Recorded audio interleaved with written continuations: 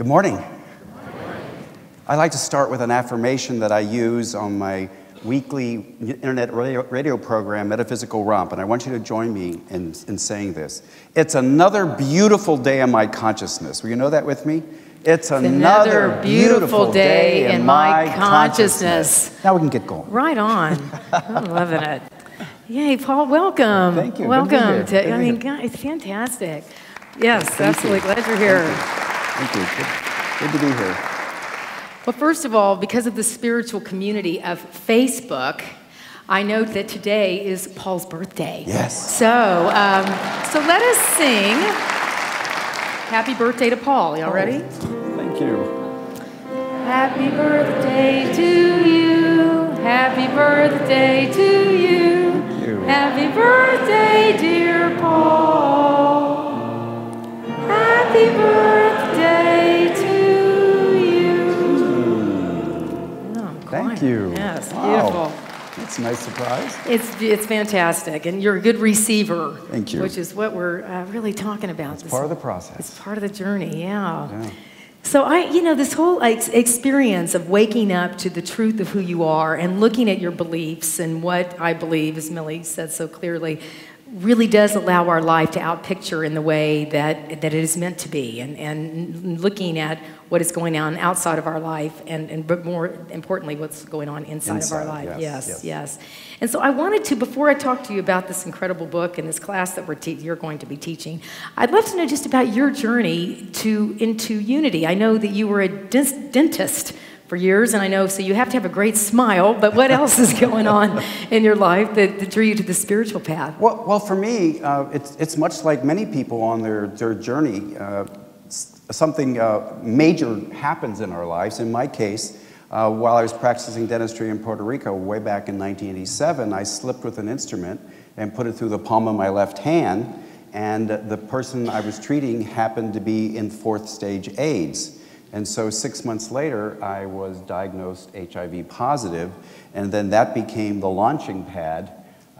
I used it as a launching pad to get where I am today, simply doing what I knew was mine to do, step by step, inch by inch, sometimes kicking, sometimes screaming, sometimes saying, why me? And here I am today. The doctor said I had 2 years to live, and I looked the doctor in the eye and said, there's a greater mind that knows differently. And so moving from that point. And actually, it's not that big of a jump from dentistry to ministry, because, yeah, really it isn't, because I went from preventing tooth decay, now I prevent truth decay. I mean, give me a break. And did you bring your mental floss? You gotta have that. And we all now prescribe meditation instead of medication, right? It's just a short jump. You know? Short jump, yes. So you had to really change your belief system. Oh, absolutely. Hugely. And did you find unity in Puerto Rico, or? Yes, I did. It was about the same time frame. I was actually leading a large Course in Miracles group of about 30 people, and we were looking for a place that would be welcoming for Sunday morning services. And so there was a Spanish-speaking unity church there, and I went and spoke to the minister, and the rest is history. Actually, we ended up forming the first English-speaking church for unity in Puerto Rico. And the irony is I did that. I was one of the founders at a point in time where I really didn't know what unity was about. But you started to know what you were about. Yes, and that's the thing. Absolutely, yes. Well, absolutely. Wonderful. And I am so excited that you're going to come and teach this class that is spiritual enrichment education. I thought back to my first class that I took, which was CEP in 1992, and I flew up to Unity Village. I didn't know anything about Unity Temple or what else was going on in Kansas City. But I recognized that I shifted then from being a congregant and someone that was just a Sunday morning participant to much more of an engagement in my own life with unity principles. So I'm glad you're coming to present that, and for anyone that is in the place of wanting to just know more about the unity movement and in your own life and how you can practice this. How you can use these principles to change your life. I love what our founders, Charles and Myrtle, said. They were not about these truths, these beliefs being dogma or doctrine. What they believed is that they were so provable and so real, we didn't have to tell you to believe this. You could take these truths, these fundamental beliefs, and use them in your own lives and prove them. Absolutely, yes. Yes, and that is what is the opportunity. And That's really, the opportunity of taking the classes, yes. The classes are, while people use them to become licensed unity teachers or ministers, the most important use is on your own spiritual journey.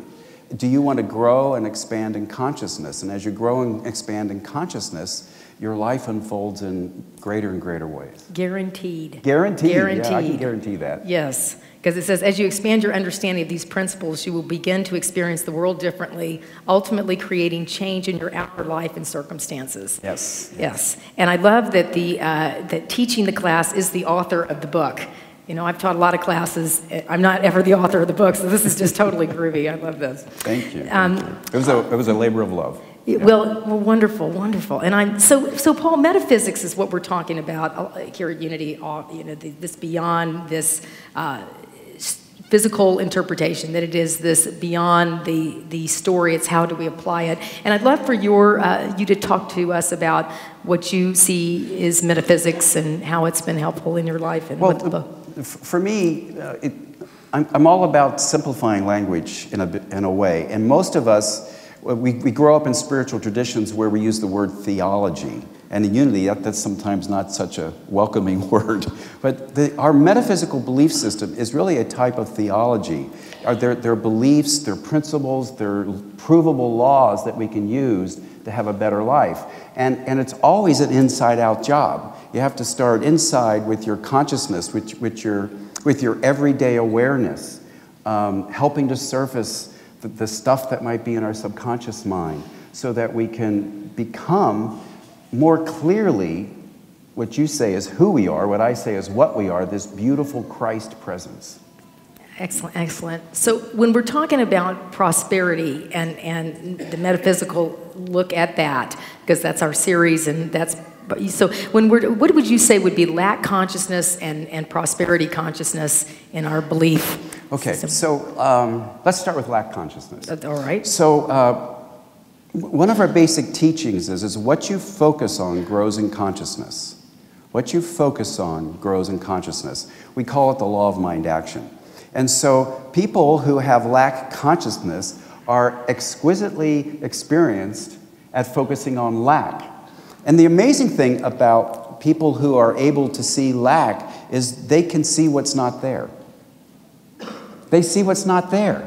And they focus on what's not there and use that for a reason to feel bad. And to defend it. And defend it, yes, yes. And what this prosperity consciousness is about in Unity, it actually has several levels. The ultimate level is realizing this Christ consciousness that you are. That's the greatest prosperity you can have. And also realizing that this prosperity consciousness reverberates through all levels of your beingness.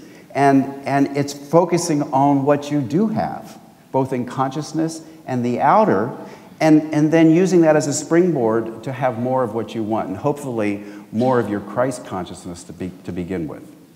And your story was so similar to Myrtle's story in that you can focus on this dis-ease or this challenge or this lack, this place of really not knowing your truth. And then as you found unity so quickly and you can see how life brought you to that. So you didn't have to live in the place of this is my destiny, this is my disease, this is how I'm going to live, I'm going to die this way.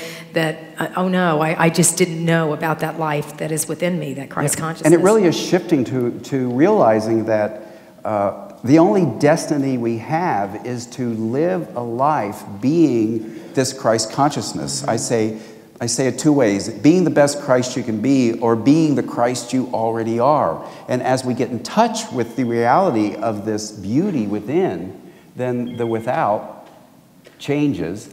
And if it doesn't change, how you view it changes. Isn't that right? Yes. You know? And so it's that both and thing going on. And the interesting thing about prosperity is that we talk about unity having the principle of abundance. And the principle of prosperity. And at some level, we're supposed to take that on pure, unbridled faith, okay? But when I'm teaching metaphysics around prosperity, I say, you don't have to believe it because you can prove it. And here's how we can prove That one mind, that one presence that's made up of divine ideas is the very principle of abundance. So I'm going to use a relative world example, like a chair, okay? So I have a chair here we're sitting on, right? And you're all sitting on a form of a chair. Would you agree with me? Yeah, yeah. And would you agree that there's an idea of chair? Yeah, right? There's an idea of chair. Now, if we ground up this chair down to its quantum level, would you ever find the idea of chair? No. This is interactive, okay? Yeah. I'll say no. Yeah. No, right? Yeah. You would never find the idea of chair because chair exists in another state called consciousness. Are you following me? Okay. Now, think about all the different ways a person can build a chair. And no matter how many chairs a person builds, you can't use up the idea. Right? The idea is never used up. And you can build a not-so-good chair. You can build a beautiful chair. But just the simple idea of chair in this relative world we live in, it proves we live in a consciousness of abundance. Because ideas can never be used up. You can use them any way you want. Any way you want. And you know what? You get to decide. You decide how you use these divine ideas. Wonderful. I mean, to me, that's exciting. It is exciting. It's exciting because you recognize that you are a creative force. Absolutely. Yeah, and there's never, ever been anything lacking about you except for your idea of who you are. And somebody taught you that certainly we see Andre, you know, he totally knows who he is. He's just like, here I am. You should have seen him this morning when he came in. He was just all smiles. He says, I'm here.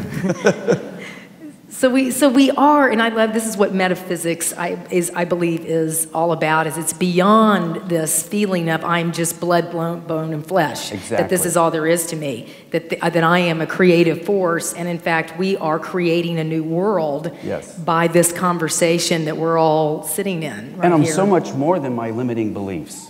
Oh, absolutely. You know, because most of us grow up in family systems that we take on beliefs that we're less than. And religious systems. Or religious systems that we're less than. The beauty of unity is you're not less than.